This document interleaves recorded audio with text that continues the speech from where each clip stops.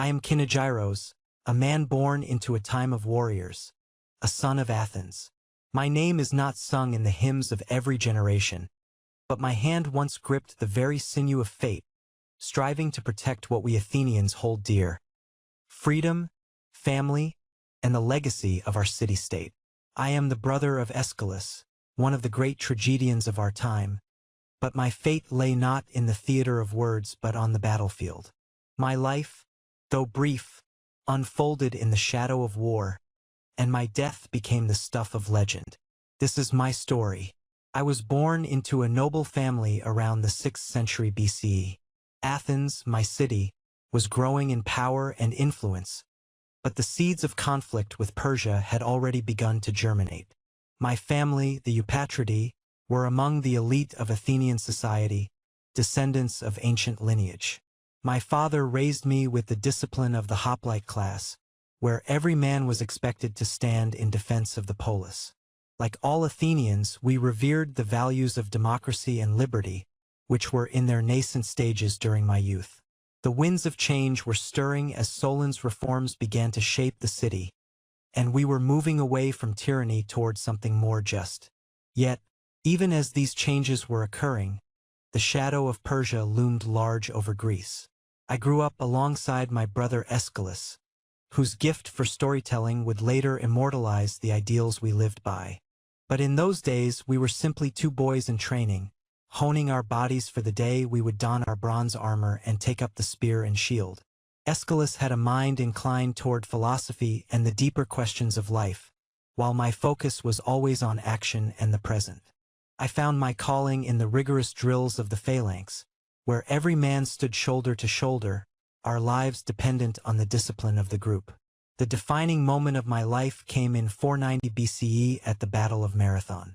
By then, Athens had firmly established itself as a power, but we knew the Persians, led by King Darius, were determined to subjugate Greece. The Athenians, alongside our Plataean allies, were massively outnumbered by the Persian forces that landed on the plains of Marathon. We knew that if we failed, Athens itself would fall to the invaders, and the light of our democracy, still in its infancy, would be extinguished. I can still recall the moment when we learned of the Persian landing. The fear was palpable, but so was the resolve. We Athenians were not a people to bow easily. Miltiades, our general, urged us to attack, and despite the fact that the Persians outnumbered us almost 2-1, we knew we had no choice but to strike. We lined up on the battlefield, our shields locked together, our spears gleaming in the sunlight. I could see the Persian infantry in the distance, a vast horde of men stretching as far as the eye could see. They had archers, cavalry, and troops from all over the empire, but we had something they did not: a cause worth dying for.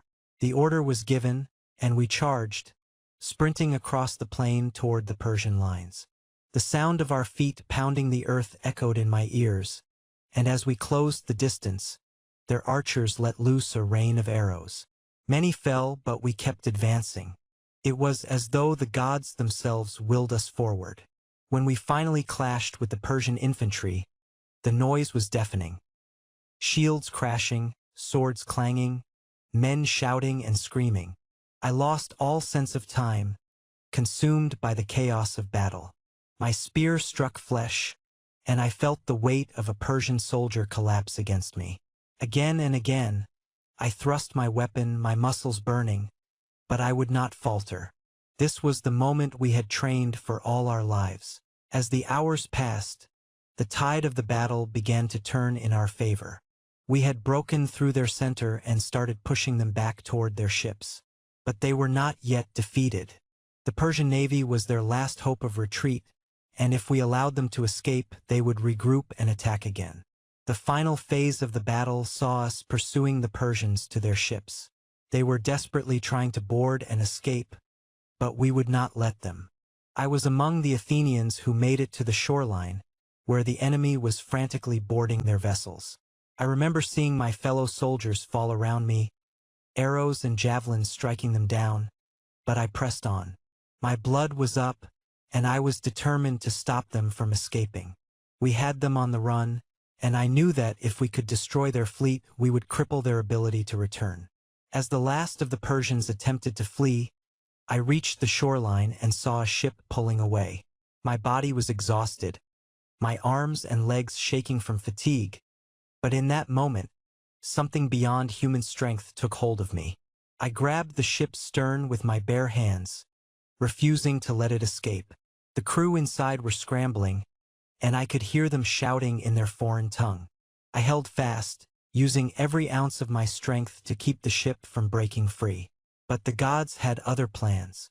An enemy soldier struck me with a sword, severing one of my hands.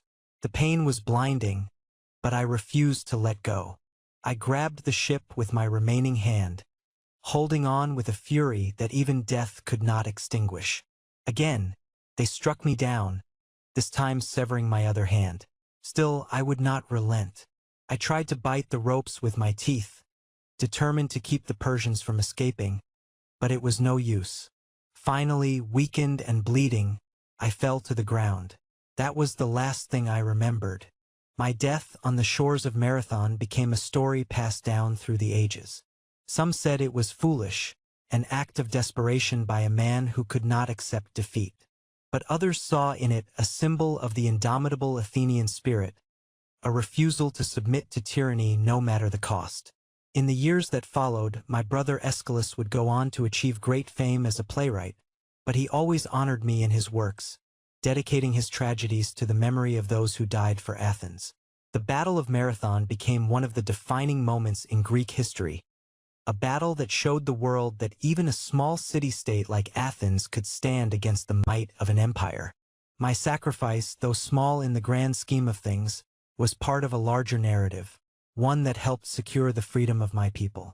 Athens would go on to become the cradle of Western civilization, a beacon of democracy, philosophy, and art. And though my life was cut short, I knew that I had played a part in ensuring that future. Even today, when people speak of Marathon, they remember the courage of those who fought there.